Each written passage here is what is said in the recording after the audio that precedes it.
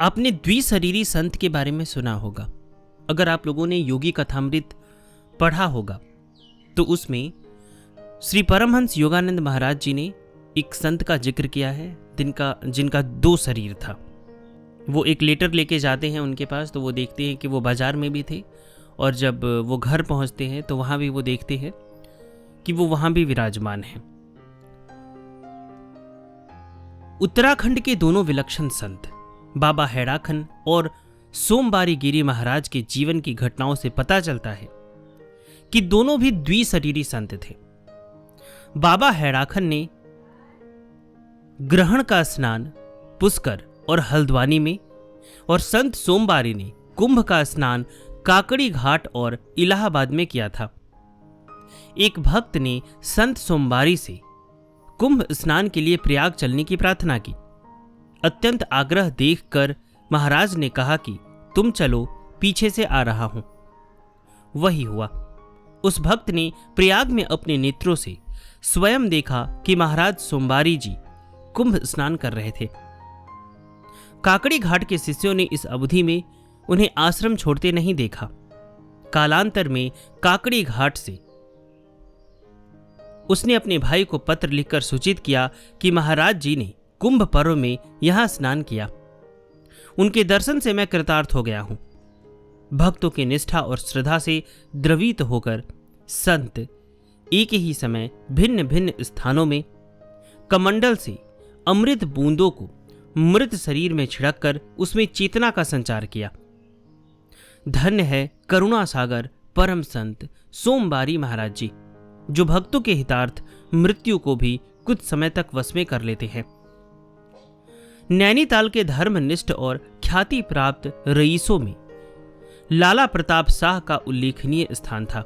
धन और समृद्धि के अथाह सागर में लीन होने पर भी भक्ति और संत सेवा उनके जीवन का परम आदर्श था। कहा जाता है कि लाला प्रताप शाह ने ईंधन के स्थान पर नोटों को जलाकर चाय बनाई थी। लाला प्रताप शाह जी को संत सेवा और भक्ति की भावना अपने स्वर्गीय पिता लाला अमरनाथ शाह से विरासत में प्राप्त हुई थी। दुर्गापुर उनका निवास स्थान था। नैनीताल का विकास कार्य इन्हीं सज्जन की देखरेख में हुआ था। लाला प्रताप शाह में अहंकार का लेश मात्र भी अंश नहीं था। भगवत भक्ति और धार्मिक अनुष्ठानों से परिवार का वातावरण ऐश्वर्य की सांसारिकता से अछूता था। वह परम संत सोमबारी महाराज के अनन्य भक्त थे। दिन दुखी और याचकों की सहायता करने में लाला प्रताप शाह सदा आगे रहते थे। परम संत ने उनकी निस्वार्थ भक्ति से गदगद होकर ही जीवन में पहली बार चित्रांकन करवाया। वैसे वो मिथ्या प्रचार से सदा दूर रहे, लेकिन लाला प्रताप शाह ने योजना पूर्वक उनका चित्रांकन किया था। शिष्य की संतुष्टि हो गई जब महाराज ने मुस्कुराकर धूर्त शब्द का प्रयोग किया और शिष्य की इस धूर्तता को क्षमा कर दिया था।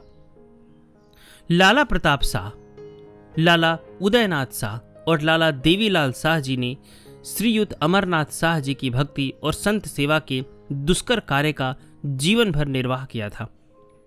बाद में भी लाला प्रताप शाह जी के पुत्र श्री किशनलाल शाह तथा उदयनाथ शाह जी के पुत्र श्री रणधीर शाह तथा श्री राजेंद्र लाल शाह सनातन हिंदू धर्म की उन्नति के लिए नैनीताल नगर की धार्मिक गतिविधियों में सक्रिय सहयोग देते रहे। कुर्मांचल की कुलदेवी मां नंदा के वह अनन्य उपासक थे। लाला उदयनाथ शाह जी के द्वारा ही मां नंदा के मंदिर की पुनः स्थापना वर्तमान स्थान में करवाई गई थी। कुर्मांचल के चंद राजाओं की नंदा कुलदेवी थी। उन्हीं की अनुकंपा से कुर्मांचल वासियों को शक्ति और भक्ति का अमिट वरदान प्राप्त हुआ था। नैनीताल का नैना देवी मंदिर भारतवर्ष के शक्ति पीठों में अपना विशेष स्थान रखता है। परम संत सोमबारी महाराज जी के प्रसाद से यह परिवार अभी भी लाला उदयनाथ शाह के भक्ति और संत सेवा के आदर्शों का अनुसरण करता है।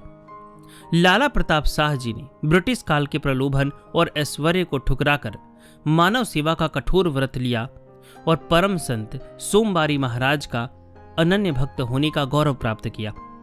धन्य है यह दिव्य पुरुष जिन्होंने अपने भक्तों में निष्ठा, कार्य और परमार्थ के बीज रोपित कर आने वाली पीढ़ियों को प्रभावित किया था।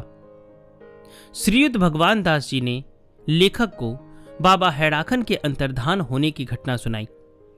बाबा, जो अस्कोट के पास गौरी गंगा में कूदकर अंतर्धान हो गए थे, कालांतर में सोवियत रूस में प्रकट हुए। उस समय रूस में स्टालिन का शासक था।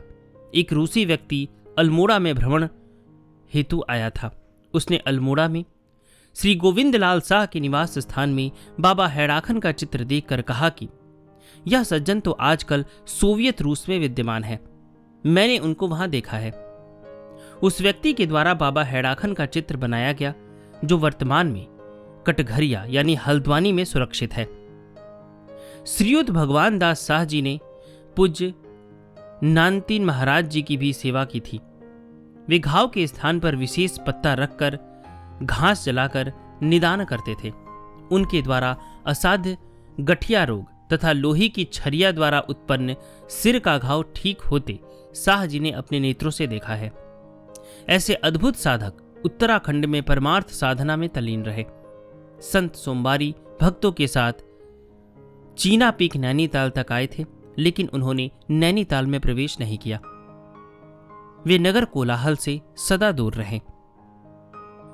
सोमवारी महाराज जी की जीवनी मैंने बनाई है, और जो आप सुन रहे हैं, जिस पुस्तक से मैंने इसे लिया है, उस पुस्तक का लिंक मैंने डिस्क्रिप्शन में दिया है। अगर आप चाहें तो उस पुस्तक को प्राप्त करके पढ़ सकते हैं।